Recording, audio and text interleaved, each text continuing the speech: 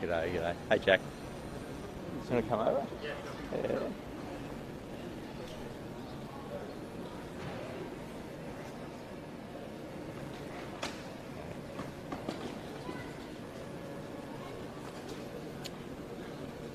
We all good?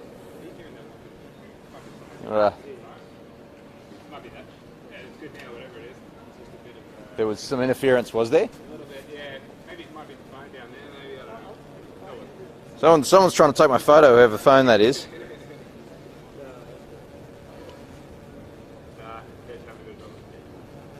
All good. Okay, we're good too. Everyone else okay? Yeah, nice roll. 7's rolling, 10's rolling. Okay.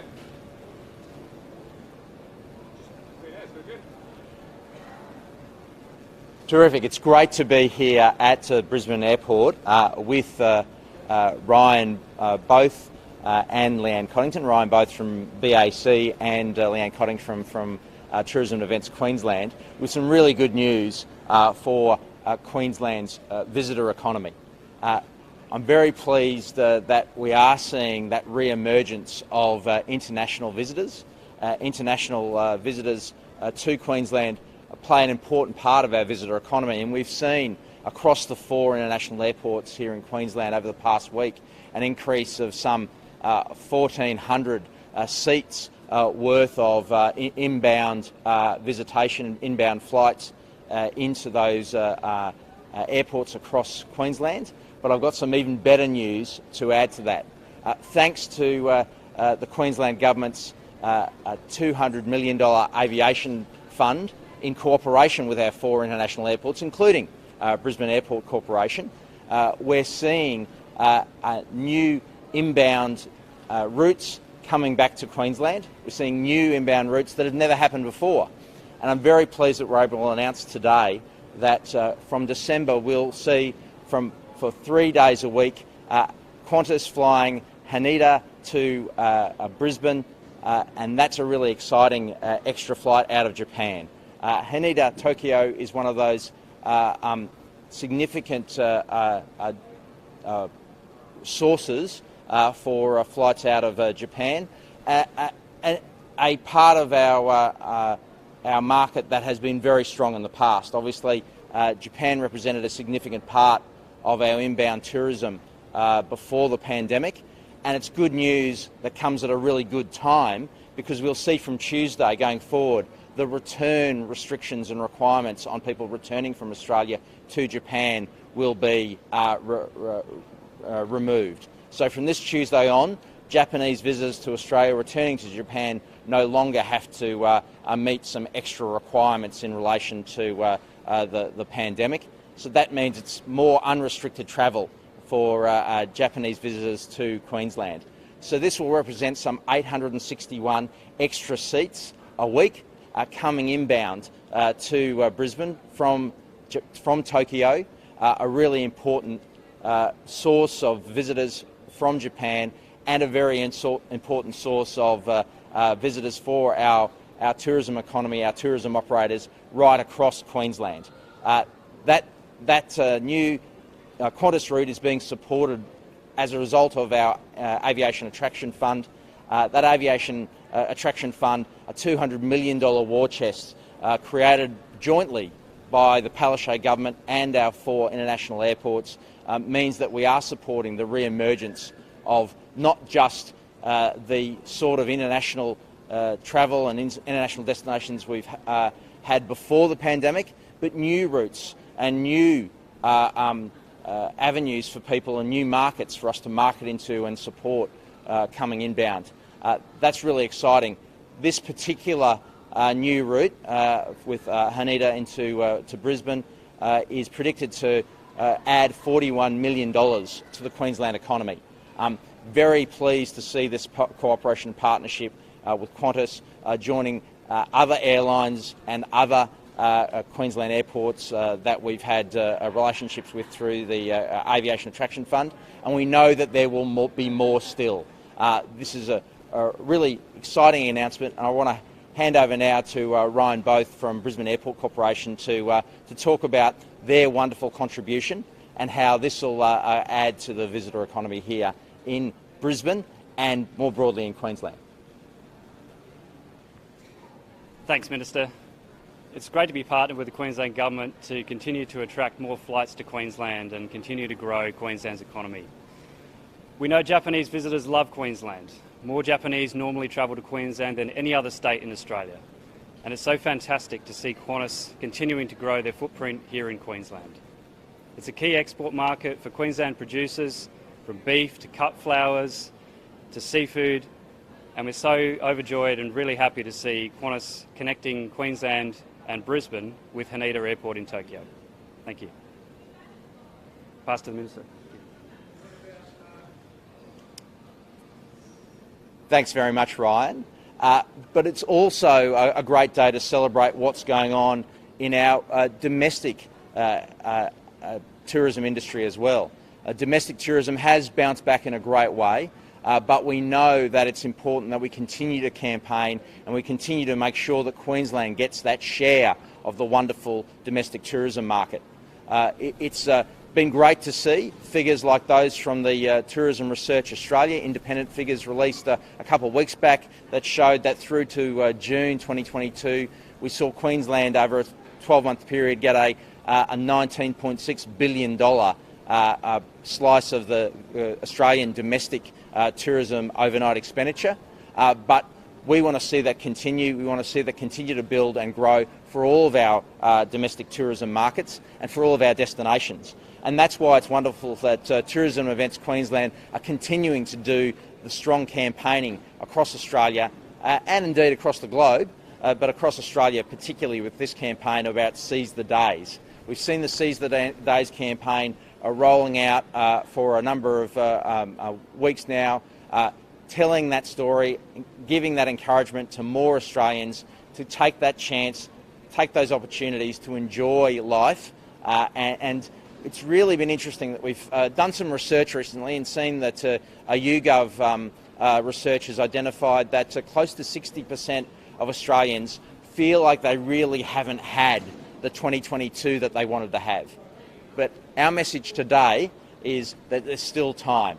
There's still time to seize the days in what's remaining of 2022 and beyond to really make sure that you grab hold of a great time, grab hold of a great holiday. And that's why our campaign is launched today digitally and across newspapers over the next few days. You'll see a lot more information about 500 different holiday deals in our Seize the Days campaign that'll be all about making sure that people get the message that there is a chance to get a great experience and get a great opportunity to enjoy Queensland.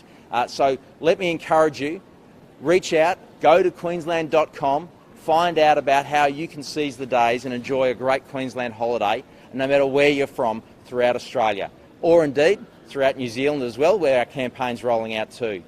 Let me hand over now to Leanne Connington to maybe talk about some of the more examples of some of those deals. Well, Queensland certainly does have its mojo back on the back of those amazing figures that were released recently.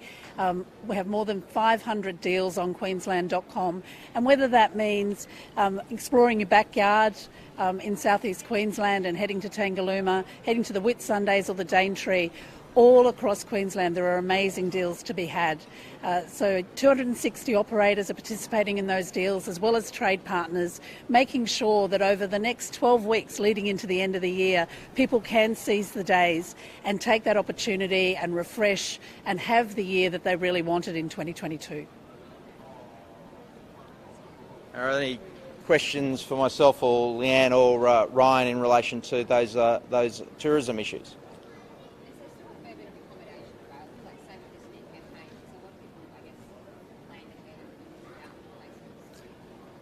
What we're seeing in relation to accommodation has been strong bookings during holiday periods, during school holiday periods. Now that doesn't mean that that's exhausted. There's still opportunities and there's still be chances to get accommodation. We saw on those September school holidays really high figures, booking figures on the Gold and Sunshine Coasts and into markets like the far north and the Whitsundays. But there still are opportunities going forward, and certainly outside of those peak seasons, peak periods of school holidays, there are great opportunities. And in places like Brisbane, wonderful opportunities and wonderful deals you can get, particularly midweek. So Seize the Days isn't just about the school holidays. Seize the Days is about seizing those remaining time, those remaining 12 weeks of the rest of this year. Get in and grab some opportunities to have a great time here in Queensland with some wonderful experiences. How many international passengers are coming into the airport daily now, and how does that compare to pre-COVID? That might be a better one for Ryan. So we have about 55% of 2019 volumes coming into the airport, and every flight that comes to Queensland, like the announcement today of Qantas's Brisbane to Tokyo flight, means more jobs for the Queensland economy. When do you think you might get back up to that? We're continuing to rebuild. Domestic has rebuilt a lot faster than the international traffic. We're at almost 100% in the domestic market, and we'll see the international market continue to rebuild over the course of the next 1 to 2 years.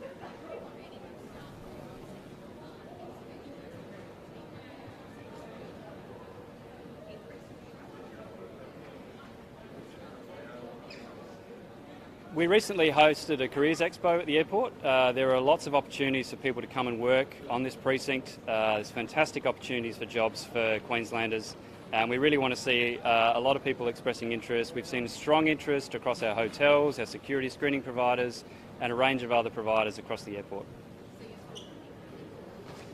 There are still jobs across almost every category at the airport. Yep.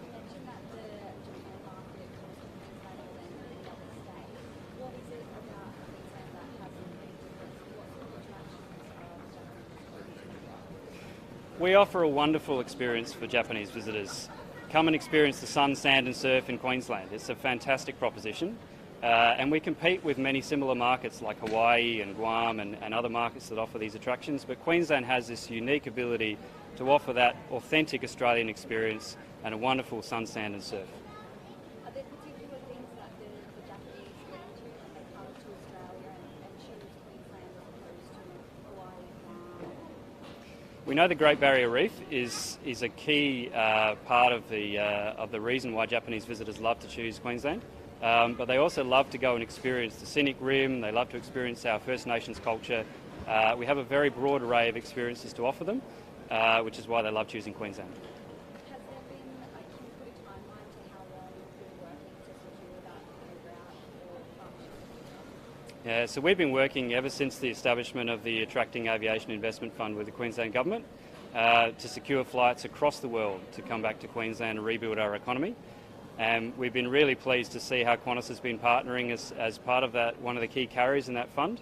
And the launch of flights to Tokyo today is just another great step in that journey. Can you give us a hint about any other routes you might be negotiating at the moment? Bringing back? Well, we're going to be here in a couple of weeks' time to celebrate the launch of United Airlines services to San Francisco, which is going to be a big milestone moment. We've never had an American flag carrier operating to Brisbane Airport before. And so it's a wonderful opportunity for us to celebrate another big step in this journey.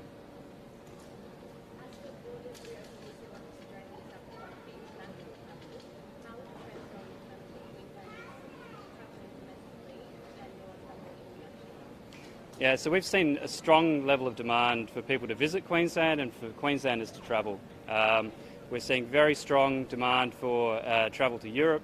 And Japan is the #1 destination desired by Queenslanders in terms of travel into Asia. The Minister spoke about the visitor economy and how important international travel is to that. Can you just explain that a little bit more and what it is and what it means? Every international flight that comes to Queensland creates jobs for businesses large and small across the Queensland economy.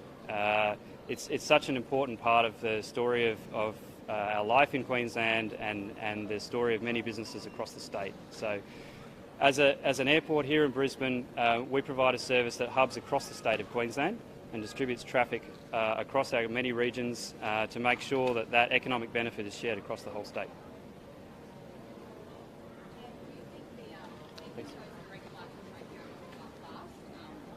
Absolutely, yeah. Japan is such a key market for Queensland. The Gold Coast and the Great Barrier Reef are both huge draw cards, as well as the broader urban experience, meeting our wildlife, are really key. So we know that with announcements like this, alongside the announcements by the Japanese government in easing restrictions, that the confidence will build of the Japanese, and they are very, very keen to come back. We know in meeting with our trade partners in Japan, they're very, very keen to see these services commence.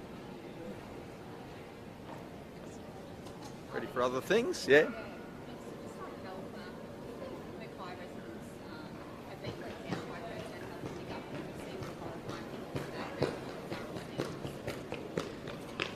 I think there's no doubt that people deserve to have great health services and quality health services, and where the system lets people down, that is distressing for everyone involved, including those people who are seeking to deliver those health services. The great health workers who, by and large, are doing a great job right across the state, including in Mackay.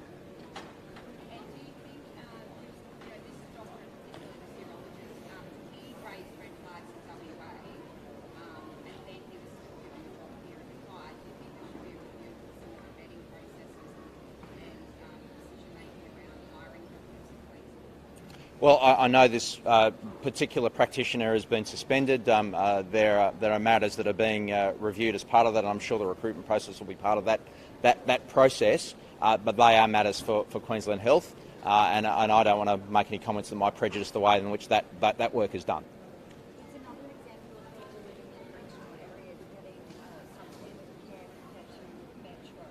Is that what people in regional areas should come to accept?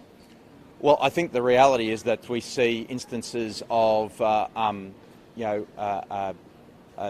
failure to deliver the best quality services that happens right across our system from time to time, and that's happened in first-class health systems right across the world from time to time. I don't think it's particularly about regions versus metropolitan areas. I think it's when we see an instance of a clinical failure, it's important that it's acted upon, and that's what's happened in this situation.